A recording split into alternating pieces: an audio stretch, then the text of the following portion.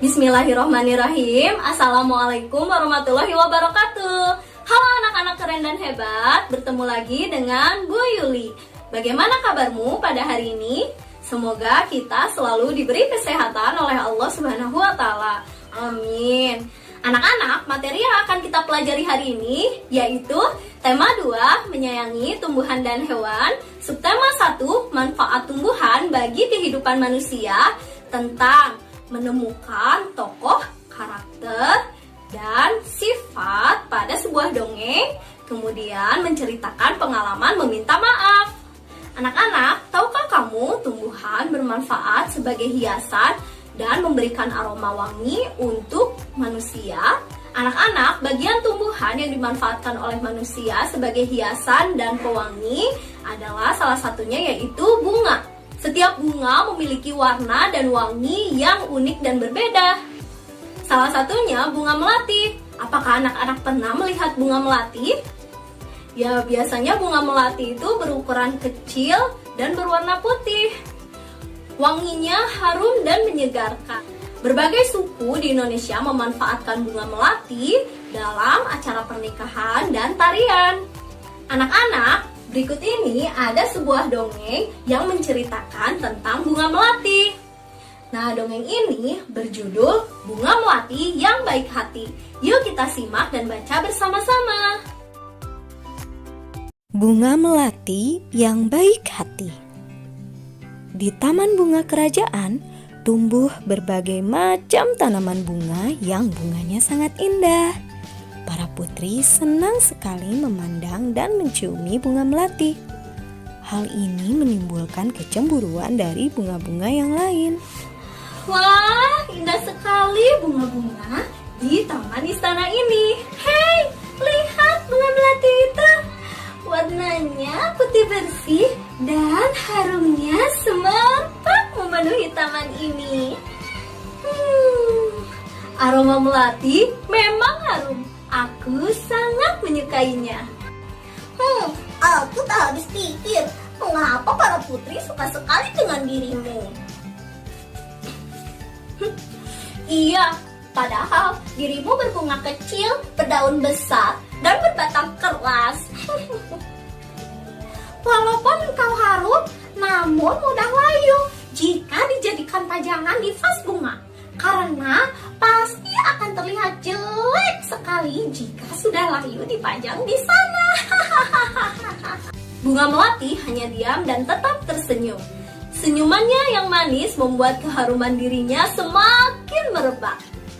Udara di taman bunga kerajaan bertambah wangi dan bertambah banyak kumbang yang datang. Kedatangan para kumbang yang bertambah banyak membuat semua bunga di kerajaan menjadi senang. Mereka pun sibuk menyapa para kumbang dan mempersilakan menghisap sari madu yang ada pada setiap bunganya. Para bunga tentu tidak bisa berbunga lagi jika tidak ada kumbang yang datang dan menghisap sari madu mereka. Bunga sedap malam dan bunga lainnya kini mengerti kenapa bunga melati sangat wangi sekali. Bunga-bunga yang lain meminta maaf kepada melati atas perasaan cemburu mereka. Kini mereka mengakui bahwa keberadaan bunga melati itu justru harus disyukuri. Ternyata aroma harummu mengundang para kumbang datang. Tanpa dirimu, taman ini akan sepi dari kumbang-kumbang. Maafkan aku ya, Melati. Aku juga mau minta maaf, Melati. Selama ini aku iri padamu. Ternyata keberadaanmu sangat bermanfaat untuk kami.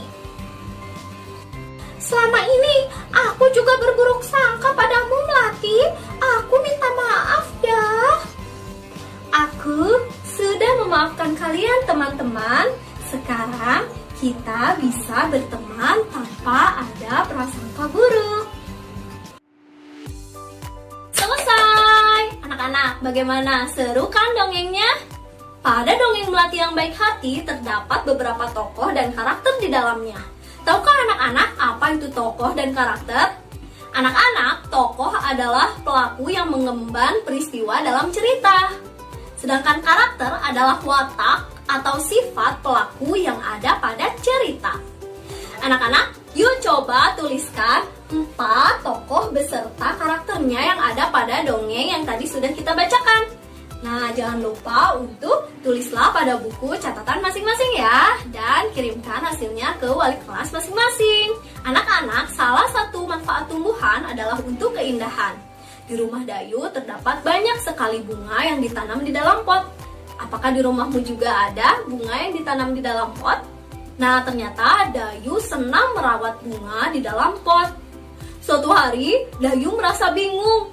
Ia tidak sengaja memecahkan pot kesayangan ibu. Ia ingin meminta maaf kepada ibu, tetapi ia merasa takut dimarahi oleh ibunya. Bagaimana sebaiknya sikap Dayu yang harus Dayu lakukan? Nah, anak-anak, apakah kamu pernah melakukan kesalahan? Anak-anak, ketika kita melakukan kesalahan, kita harus langsung meminta maaf. Baik itu kesalahan yang kecil maupun kesalahan yang besar, tetapi kita harus langsung minta maaf. Karena dengan meminta maaf, perasaan kita menjadi lega. Hubungan dengan orang lain pun akan tetap terjalin dengan baik. Memang untuk meminta maaf diperlukan keberanian. Kadang kalau misalnya kita mau meminta maaf karena melakukan kesalahan, justru malah takut dimarahi duluan. Nah, harusnya kita jangan takut untuk dimarahi terlebih dahulu, untuk dimarahi duluan.